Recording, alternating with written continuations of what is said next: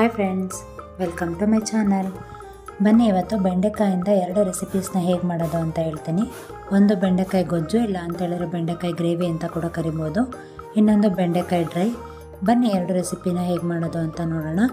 ಅದಕ್ಕೆ ಮುಂಚೆ ಇನ್ನೂ ಯಾರಾದರೂ ನನ್ನ ಚಾನಲ್ನ ಸಬ್ಸ್ಕ್ರೈಬ್ ಮಾಡ್ಕೊಂಡಿಲ್ಲ ಅಂತ ಹೇಳಿದ್ರೆ ಸಬ್ಸ್ಕ್ರೈಬ್ ಮಾಡಿಕೊಂಡು ಈ ವಿಡಿಯೋನ ನೋಡಿ. ನಾನಿಷ್ಟು ಬೆಂಡೆಕಾಯಿನ ತೊಳೆದು ಚೆನ್ನಾಗಿ ಬಟ್ಟೆಯಲ್ಲಿ ಒರೆಸಿ ಇಟ್ಕೊಂಡಿದ್ದೀನಿ. ಇದನ್ನು ಫಸ್ಟ್ ಕ್ಲೀನ್ ಮಾಡ್ಕೋಬೇಕು. 2 ಎಡ್ಜಸ್ನು ಬೆಂಡೆಕಾಯ್ದು 2 ಎಡ್ಜಸ್ನ ನೀಟಾಗಿ ಕಟ್ ಮಾಡಿಕೊಂಡು ಕ್ಲೀನ್ ಮಾಡ್ಕೋಬೇಕು. ಹೀಗೆ ನಾನು ಎಲ್ಲ ಬೆಂಡೆಕಾಯಿನ ತುದಿಗಳನ್ನ ಕಟ್ ಮಾಡಿಕೊಂಡು ಒಟ್ಟಿಗೆ ಇಟ್ಕೊಂಡು ಮೀಡಿಯಮ್ ಸೈಜ್ಗೆ ನಾನಿಲ್ಲಿ ಕಟ್ ಮಾಡ್ಕೊಳ್ತೀನಿ. ಆದಷ್ಟು ನೀವು ಬೆಂಡೆಕಾಯಿನ ತೊಗೊಳ್ಳೋವಾಗ ಎಳೆ ಬೆಂಡೆಕಾಯಿನ ನೋಡಿ ತೊಗೊಳ್ಳಿ, ಇಲ್ಲಾಂದರೆ ಅದು ಕಿಚಿ ಕಿಚಿ ಅನಿಸುತ್ತೆ, ಚೆನ್ನಾಗಿ ಅನಿಸೋದಿಲ್ಲ. ನೋಡಿ, ಈಗ ಎಲ್ಲ ಬೆಂಡೆಕಾಯಿನ ಹೀಗೆ ಮೀಡಿಯಮ್ ಸೈಜಲ್ಲಿ ಕಟ್ ಮಾಡಿ ಇಟ್ಕೊಂಡಿದ್ದೀನಲ್ಲ, ಇದನ್ನು ಈಗ ಚೆನ್ನಾಗಿ ಹುರ್ಕೋಬೇಕು.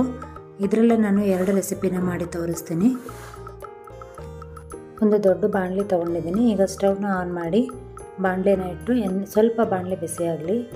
ಬಾಣಲಿ ಬಿಸಿಯಾಗಿದ್ದ ಕೂಡಲೇ ಸ್ವಲ್ಪ ಎಣ್ಣೆ ಹಾಕಿ ಎಣ್ಣೆ ಚೆನ್ನಾಗಿ ಬಿಸಿ ಆಗೋಕ್ಕೆ ಬಿಡಬೇಕು. ನಾನಿಲ್ಲಿ ಸ್ವಲ್ಪ ಎಣ್ಣೆ ಬಳಸ್ತಿದ್ದೀನಿ, ಯಾಕಂದರೆ ಈಗ ಬರೀ ಬೆಂಡೆಕಾಯಿನ ಹುರ್ಕೊಳ್ಳೋಕ್ಕೆ ಅಷ್ಟೇ. ಬೆಂಡೆಕಾಯ್ದು ಕ್ವಾಂಟಿಟಿ ಜಾಸ್ತಿ ಇರೋದ್ರಿಂದ ನಾನು 2 ಪಾರ್ಟಿಷನ್ ಮಾಡಿ ಬೆಂಡೆಕಾಯಿನ ಹುರ್ಕೊಳ್ತೀನಿ. ಹೀಗೆ ಹುರ್ಕೊಳ್ಳೋದ್ರಿಂದ ಅದು ಬೆಂಡೆಕಾಯಲ್ಲಿ ಲೋಳೆ ಇರುತ್ತಲ್ಲ, ಅದೆಲ್ಲ ಪೂರ್ತಿಯಾಗಿ ಹೋಗುತ್ತೆ. ನಿಮಗೆ ಗ್ರೇವಿ ಆಗಲಿ ಡ್ರೈ ಆಗಲಿ ಯಾವುದೇ ಕಾರಣಕ್ಕೂ ಲೋಳೆ ಅನಿಸಲ್ಲ, ತುಂಬಾ ಒಳ್ಳೆ ಟೇಸ್ಟ್ ಕೊಡುತ್ತೆ. ಬಟ್ ಮೀಡಿಯಮ್ ಫ್ಲೇಮಲ್ಲಿ ಚೆನ್ನಾಗಿ ಹುರ್ಕೋಬೇಕು. ಹೀಗೆ ಕೈ ಬಿಡ್ದಲೆ ಕಂಟಿನ್ಯೂಸ್ ಆಗಿ ಹೀಗೆ ಹುರ್ಕೊಳ್ತಾ ಬನ್ನಿ. ಬೆಂಡೆಕಾಯ್ದು ಹಸಿ ವಾಸನೆ ಪೂರ್ತಿ ಹೋಗಬೇಕು, ಅಲ್ಲಿವರೆಗೂ ಚೆನ್ನಾಗಿ ಹುರ್ಕೊಳ್ಳಿ. ಹಾಗೆ ಅದು ಈಗ ನೋಡಿ ಸ್ವಲ್ಪ ಶ್ರಿಂಕ್ ಆದಂಗೆ ಆಗುತ್ತೆ. ಸ್ವಲ್ಪ ಕಲರ್ ಚೇಂಜ್ ಆಗೋವರೆಗೂ ಚೆನ್ನಾಗಿ ಹುರ್ಕೊಳ್ಳಿ.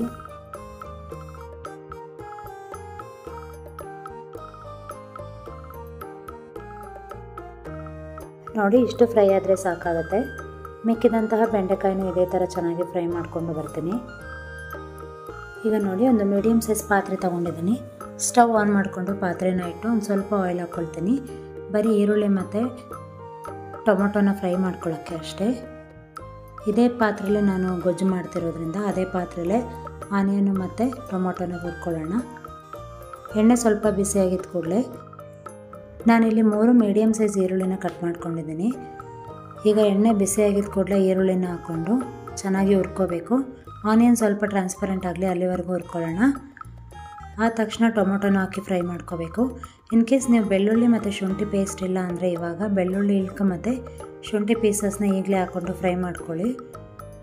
ನಾನಿಲ್ಲಿ ಪೇಸ್ಟ್ ಇರೋದ್ರಿಂದ ನಾನಿಲ್ಲಿ ಶುಂಠಿ ಮತ್ತು ಬೆಳ್ಳುಳ್ಳಿನ ಇಲ್ಲಿ ಬಳಸ್ತಾ ಇಲ್ಲ, ಅಂದರೆ ಹುರ್ಕೊಳ್ತಾ ಇಲ್ಲ. ಇಲ್ಲಿ 2 ಸ್ಮಾಲ್ ಸೈಜ್ ಟೊಮೆಟೊನ ಹೀಗೆ ಕಟ್ ಮಾಡಿ ಇಟ್ಕೊಂಡಿದ್ದೀನಿ. ಸ್ವಲ್ಪ ಅರಿಶಿನ ನೋಡಿ, ಸ್ವಲ್ಪ ಚಕ್ಕೆ ಪುಡಿ, ಸ್ವಲ್ಪ ಲವಂಗ ಪುಡಿ, ಹಾಗೆ ಸ್ವಲ್ಪ ಕಾಯಿ ತುರಿ, ಅಂದರೆ 1/4 ಭಾಗದಷ್ಟು ಕಾಯಿ ತುರಿ ತೊಗೊಂಡಿದ್ದೀನಿ.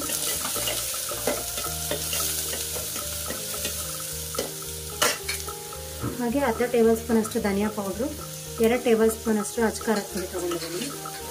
ಹಾಗೆ ಟೇಸ್ಟಿಗೆ ಎಷ್ಟು ಬೇಕು ಅಷ್ಟು ಉಪ್ಪು ಬಳಸ್ಕೋಬೇಕು. ನೋಡಿ, ಈಗ ಆನಿಯನ್ ಫ್ರೈ ಆಗಿದೆ. ಈಗ ಇದಕ್ಕೆ ಟೊಮೊಟೊ ಹಾಕೋಣ.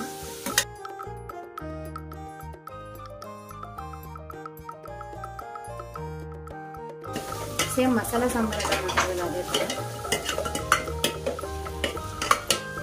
ನೋಡಿ, ಚೆನ್ನಾಗಿ ಫ್ರೈ ಆಗಿದೆ. ಫ್ಲೇಮ್ ಆಫ್ ಮಾಡ್ಕೊಳ್ತೀನಿ. ಇದು ಸ್ವಲ್ಪ ತಣ್ಣಗಾಗಲಿ.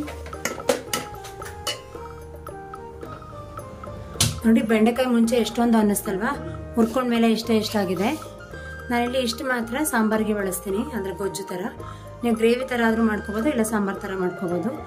ಇಷ್ಟನ್ನು ನಾನು ಫ್ರೈ ಆಗಿ ಮಾಡ್ಕೊಳ್ತೀನಿ.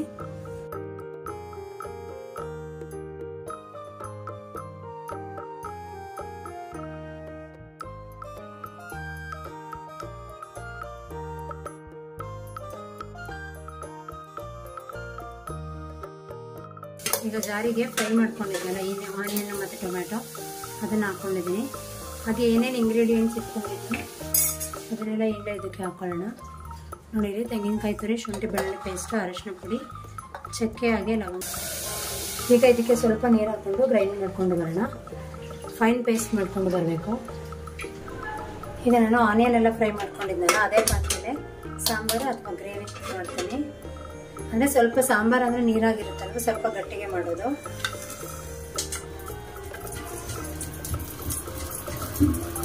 ನೀವು ಈ ಥರ ಒಂದ್ಸಲ ಟ್ರೈ ಮಾಡಿ. ಯಾವುದೇ ಕಾರಣಕ್ಕೂ ಲೋಳೆ ಥರ ಎಲ್ಲ ಬರೋದಿಲ್ಲ. ಫೈನ್ ಪೇಸ್ಟ್ ಮಾಡ್ಕೊಂಡು ಬರಬೇಕು. ಈಗ ಆನಿಯನ್ ಮತ್ತು ಟೊಮೊಟೊ ಹುರ್ಕೊಂಡಿದ್ನಲ್ಲ ಅದೇ ಪಾತ್ರೆ ತೊಗೊಂಡಿದ್ದೀನಿ. ಮತ್ತು ಸ್ಟವ್ನ ಆನ್ ಮಾಡಿ ಪಾತ್ರೆನ ಇಟ್ಟು ಸ್ವಲ್ಪ ಎಣ್ಣೆ ಹಾಕ್ಕೊಳ್ಳೋಣ ಒಗ್ಗರಣೆ ಮಾಡೋಕ್ಕೋಸ್ಕರ. ಪಾತ್ರೆ ಬಿಸಿಯಾಗಿದ್ದ ಕೂಡಲೇ ಎಣ್ಣೆ ಹಾಕಿ, ಎಣ್ಣೆ ಬಿಸಿಯಾಗಿದ್ದ ತಕ್ಷಣ ಸ್ವಲ್ಪ ಸಾಸಿವೆ ಹಾಗೆ ಕರಿಬೇವು ಸೊಪ್ಪು ಹಾಕಬೇಕು. ನಾನಿಲ್ಲಿ ಒಣಗಿದಂತಹ ಕರಿಬೇವು ಸೊಪ್ಪನ್ನ ಹಾಕಿದ್ದೀನಿ. ನೀವು ಹಸಿ ಕರಿಬೇವಿನ ಸೊಪ್ಪು ಕೂಡ ಹಾಕ್ಬೋದು. ಹಾಗೆ ನಾನು ಇಲ್ಲಿ ಅರ್ಧ ಈರುಳ್ಳಿನ ಈಗ ಸಣ್ಣದಾಗಿ ಚಾಪ್ ಮಾಡಿ ಇಟ್ಕೊಂಡಿದ್ದೀನಿ. ಅದನ್ನು ಈಗ ಒಗ್ಗರಣೆಗೆ ಹಾಕ್ಕೊಳ್ಳೋಣ. ಹಾಗೆ 1 ರಿಂದ 2 ಟೇಬಲ್ ಸ್ಪೂನಷ್ಟು ಕಡಲೆಬೇಳೆ ಹಾಕ್ಕೊಳ್ತಾ ಇದ್ದೀನಿ. ಇದು ಆಪ್ಷನಲ್ಲು, ಬಟ್ ಹಾಕಿದ್ರೆ ತುಂಬಾ ಚೆನ್ನಾಗಿರುತ್ತೆ. ಈಗ ಕಲರ್ ಚೇಂಜ್ ಆಗಬೇಕಂದ್ರೆ ಗೋಲ್ಡನ್ ಬ್ರೌನ್ ಕಲರ್ ಬರೋವರೆಗೂ ಇದನ್ನು ಚೆನ್ನಾಗಿ ಫ್ರೈ ಮಾಡ್ಕೊಳ್ಳಿ. ಹೀಗೆ ಕಲರ್ ಚೇಂಜ್ ಆಗಿದ್ದ ಕೂಡಲೇ ನಾವು ರುಬ್ಬಿದಂತಹ ಮಸಾಲಾನ ಇದಕ್ಕೆ ಹಾಕಿ ಚೆನ್ನಾಗಿ 1-2 ಕುದಿ ಬರೋವರೆಗೂ ಚೆನ್ನಾಗಿ ಕುದಿಸ್ಕೋಬೇಕು. ಈ ಟೈಮಲ್ಲಿ ನೀವು ಕನ್ಸಿಸ್ಟೆನ್ಸಿನ ಅಡ್ಜಸ್ಟ್ ಮಾಡ್ಕೋಬೋದು. ಅಂದರೆ ಗ್ರೇವಿಯಾಗಿ ಬೇಕಂತ ಹೇಳಿದ್ರೆ ಸ್ವಲ್ಪ ನೀರು ಹಾಕ್ಕೊಳ್ಳಿ, ಇಲ್ಲ ಸಾಂಬಾರು ಟೈಪಲ್ಲಿ ಬೇಕಂತ ಹೇಳಿದ್ರೆ ಸ್ವಲ್ಪ ಜಾಸ್ತಿ ನೀರು ಹಾಕ್ಕೊಂಡು ರುಚಿಗೋಸ್ಕರ ಎಷ್ಟು ಬೇಕೋ ಅಷ್ಟು ಉಪ್ಪು ಹಾಕ್ಕೊಳ್ಳಿ. ಹಾಗೆ ಇದು ಚೆನ್ನಾಗಿ 1-2 ಕುದಿ ಬರಬೇಕು, ಅಲ್ಲಿವರೆಗೂ ಚೆನ್ನಾಗಿ ಕುದಿಸ್ಕೊಳ್ಳಿ. ಹೀಗೆ ಮಸಾಲೆ ಚೆನ್ನಾಗಿ ಕುದ್ದಿದ ಕೂಡಲೇ ನಾವು ಹುರಿದಿಟ್ಕೊಂಡಿದ್ವಲ್ಲ ಬೆಂಡೆಕಾಯಿ, ಅದನ್ನು ಹಾಕಿ ಚೆನ್ನಾಗಿ ಮಿಕ್ಸ್ ಮಾಡ್ಕೋಬೇಕು. ಹಾಗೆ ಇದು ಅಷ್ಟೇ, ಚೆನ್ನಾಗಿ ಮಿಕ್ಸ್ ಮಾಡಿದ ಕೂಡಲೇ ನೀವು 2 ರಿಂದ 3 ಕುದಿ ಬರೋವರೆಗೂ ಬಿಟ್ಟು ಫ್ಲೇಮ್ನ ಆಫ್ ಮಾಡ್ಕೊಳ್ಳಿ. ಈಗ ನೋಡಿ ಬೆಂಡೆಕಾಯಿ ಗ್ರೇವಿ ರೆಡಿಯಾಗಿದೆ. ಇದನ್ನು ನೀವು ಗೊಜ್ಜು, ಸಾಂಬಾರು ಏನಾದರೂ ಕೂಡ ಕರಿಬೋದು. ಈಗ ನೋಡಿ ಬೆಂಡೆಕಾಯಿ ಫ್ರೈಗೆ ಬೇಕಾಗಿರುವಂಥ ಇಂಗ್ರೀಡಿಯೆಂಟ್ಸ್ ಇಲ್ಲಿ ಇಟ್ಕೊಂಡಿದ್ದೀನಿ. 2 ಮೀಡಿಯಮ್ ಸೈಜ್ ಆನಿಯನ್ನ ಹೀಗೆ ಸಣ್ಣದಾಗಿ ಕಟ್ ಮಾಡಿ ಇಟ್ಕೊಂಡಿದ್ದೀನಿ. 1 ಮೀಡಿಯಮ್ ಸೈಜ್ ಟೊಮೊಟೊನ ಹೀಗೆ ಸಣ್ಣದಾಗಿ ಚಾಪ್ ಮಾಡಿ ಇಟ್ಕೊಂಡಿದ್ದೀನಿ. ಸ್ವಲ್ಪ ಕರಿಬೇವು ಸೊಪ್ಪು, ನಾನಿಲ್ಲಿ ಒಣಗಿದ ಕರಿಬೇವು ಸೊಪ್ಪು ತೊಗೊಂಡಿದ್ದೀನಿ. ಹಾಗೆ 2 ಟೇಬಲ್ ಸ್ಪೂನಷ್ಟು ಅಂದರೆ 2 ರಿಂದ 3 ಟೇಬಲ್ ಸ್ಪೂನಷ್ಟು ಕಾಯಿ ತುರಿ, 1/4 ಟೇಬಲ್ ಸ್ಪೂನಷ್ಟು ಜೀರಿಗೆ ಪುಡಿ, 1 ಟೇಬಲ್ ಸ್ಪೂನಷ್ಟು ಅಚ್ಕಾರದ ಪುಡಿ, ಹಾಗೆ ಅರ್ಧ ಟೇಬಲ್ ಸ್ಪೂನಷ್ಟು ಧನಿಯಾ ಪೌಡ್ರು, ಟೇಸ್ಟಿಗೋಸ್ಕರ ಸಾಲ್ಟು, ಸ್ವಲ್ಪ ಅರಿಶಿನ ಪುಡಿ ಅಂದರೆ ಇದು 1 ಟೀ ಸ್ಪೂನಷ್ಟು ಅರಿಶಿನ ಪುಡಿ ತೊಗೊಂಡಿದ್ದೀನಿ. ಹಾಗೆ ಅರ್ಧ ಟೇಬಲ್ ಸ್ಪೂನಷ್ಟು ಗರಂ ಮಸಾಲ ತೊಗೊಂಡಿದ್ದೀನಿ. ಆಗಲೇ ಬೆಂಡೆಕಾಯಿ ಹುರಿದಿಟ್ಕೊಂಡಿದ್ವಲ್ಲ ಇದು. ಈಗ ಬನ್ನಿ ರೆಸಿಪಿ ಹೇಗೆ ಮಾಡೋದು ಅಂತ ನೋಡೋಣ. ಈಗ ನೋಡಿ ಒಂದು ಪ್ಯಾನ್ ತೊಗೊಂಡಿದ್ದೀನಿ. ಸ್ಟವ್ ಆನ್ ಮಾಡಿ ಪ್ಯಾನ್ ಇಟ್ಟು ಪ್ಯಾನ್ ಸ್ವಲ್ಪ ಬಿಸಿ ಆಗಲಿ. ಸ್ವಲ್ಪ ಎಣ್ಣೆ ಹಾಕೊಳ್ತೀನಿ.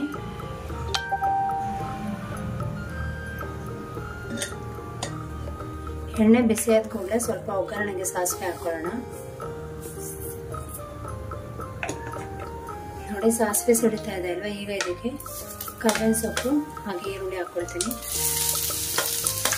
ನೀವು ಹಸಿ ಕರಿಬೇವು ಸೊಪ್ಪಿದ್ರೆ ಅದನ್ನು ಬಳಸ್ಬೋದು.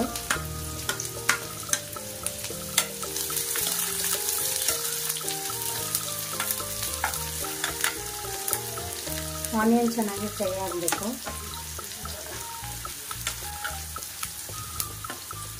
ಆನಿಯನ್ ಬೇಗ ಫ್ರೈ ಆಗಬೇಕಂದ್ರೆ ಅದಕ್ಕೆ ನಾವು ಉಪ್ಪು ಹಾಕೋಬೇಕು. ಟೇಸ್ಟಿಗೋಸ್ಕರ ಉಪ್ಪು ಇಟ್ಕೊಂಡಿದ್ದಾಗ ಅದನ್ನ ಈಗಲೇ ಹಾಕ್ಕೊಳ್ತೀನಿ.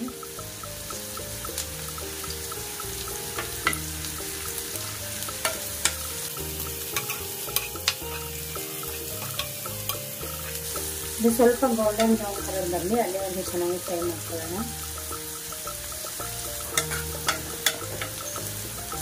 ಅದೇ ಆನಿಯನ್ ಇಷ್ಟ ಆಗಿದೆ ಅಲ್ಲ. ಈಗ ಇದಕ್ಕೆ ಟೊಮೊಟೊ ಹಾಕೊಳ್ತೀನಿ.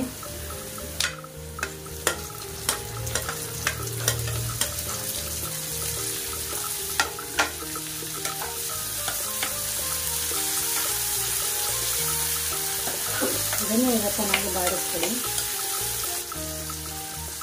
ಟೊಮೆಟೊ ಚೆನ್ನಾಗಿ ಸ್ಮ್ಯಾಶ್ ಆಗಬೇಕು. ಅಲ್ಲಿವರೆಗೂ ಈಗ ಚೆನ್ನಾಗಿ ಫ್ರೈ ಮಾಡ್ಕೊಳ್ಳಿ.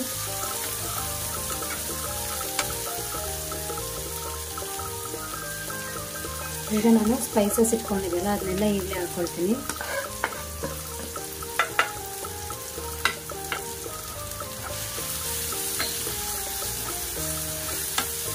ನೀವು ಅಚ್ಕಾರದ ಪುಡಿ ಬದಲಾಗಿ ಹಸಿಮೆಣಸಿನಕಾಯಿ ಕೂಡ ಬಳಸ್ಬೋದು.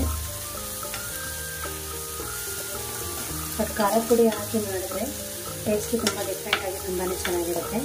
ಈಗ ನೀವು ಮೀಡಿಯಮ್ ಫ್ಲೇಮಲ್ಲಿ ಇಟ್ಕೊಂಡು ಫ್ರೈ ಮಾಡ್ಕೊಳ್ಳಿ, ಇಲ್ಲ ಅಂತ ಹೇಳಿದ್ರೆ ಖಾರದ ಪುಡಿ ಪೂರ್ತಿ ಸೀದೋಗ್ಬಿಡುತ್ತೆ.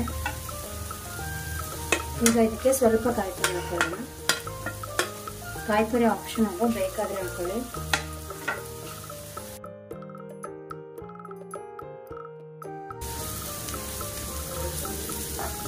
ನೀವು ಬೆಂಡೆಕಾಯಿ ಎಲ್ಲ ಹಾಕಿದ್ಮೇಲೆ ಕೂಡ ಕಾಯಿ ತುರಿ ಹಾಕ್ಬೋದು.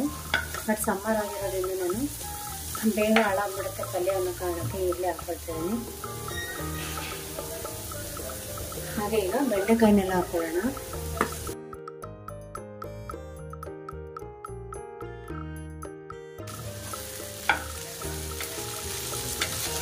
ಚೆನ್ನಾಗಿ ಈಗ ಎಲ್ಲಾನು ಮಿಕ್ಸ್ ಮಾಡ್ಕೊಳ್ಳಿ.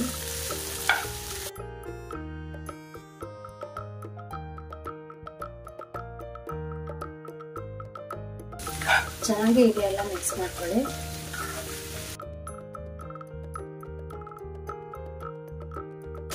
ನೀವು ಇದನ್ನು ಯಾವುದಕ್ಕಾದ್ರೂ ಸೈಡ್ ಡಿಶ್ ಆಗಿ ಬಳಸ್ಬೋದು.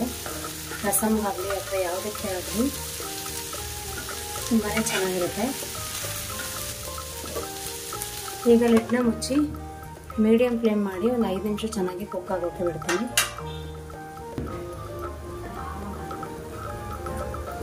ನೋಡಿ 5 ಮಿನಿಟ್ಸ್ ಆಗಿದೆ. ನೋಡಿ 5 ನಿಮಿಷ ಆಗಿದೆ. ಬೆಂಡೆಕಾಯಿ ಫ್ರೈ ಕೂಡ ರೆಡಿಯಾಗಿದೆ. ನೋಡಿ ಎಷ್ಟು ಚೆನ್ನಾಗಿದೆ.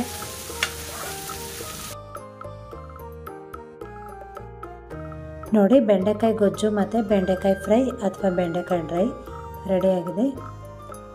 ನಿಮಗೆ ರೆಸಿಪಿ ಇಷ್ಟ ಆಗಿದೆ ಅಂತ ಅಂದ್ಕೊಂಡಿದ್ದೀನಿ. ಈ ವಿಡಿಯೋ ಏನಾದರೂ ಇಷ್ಟ ಆಗಿದರೆ ಈ ವಿಡಿಯೋಗೆ ಒಂದು ಲೈಕ್ ಕೊಡಿ. ಹಾಗೆ ನಿಮ್ಮ ಫ್ರೆಂಡ್ಸ್ ಆ್ಯಂಡ್ ಫ್ಯಾಮಿಲಿ ಮೆಂಬರ್ಸ್ ಜೊತೆ ಶೇರ್ ಮಾಡ್ಕೊಳ್ಳಿ.